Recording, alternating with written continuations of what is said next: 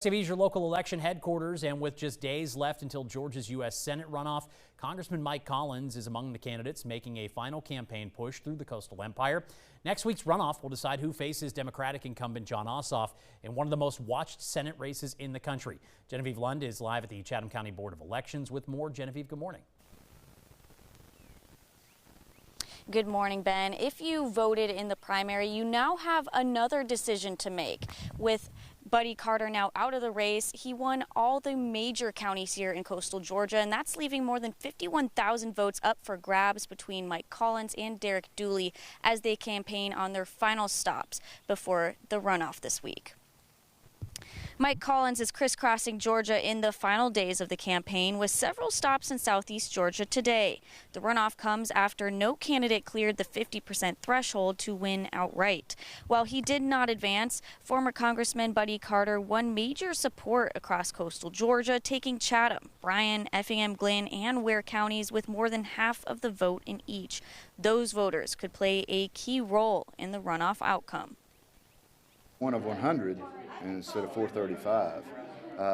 And the biggest thing that you can do for the state of Georgia, that I can do, is make sure that I'm also a conduit for the bills that are coming across from the House, especially for my House members in Georgia. We don't have that right now. Collins finished first in the Republican primary with about 40% of the vote, while former University of Tennessee football coach Derek Dooley secured the second runoff spot with roughly 30%.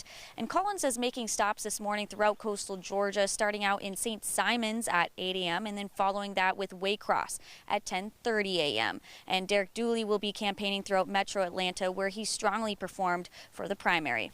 Reporting here at the Chatham County Board of Elections, Genevieve Lund. Back to you, Ben.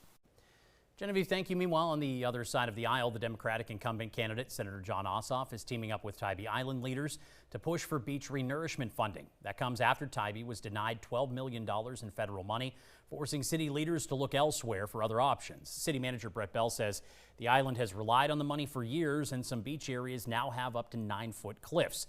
Bell says Senator Ossoff has submitted a request to try to restore that money. Ossoff says he's also pushing the Army Corps of Engineers for their support.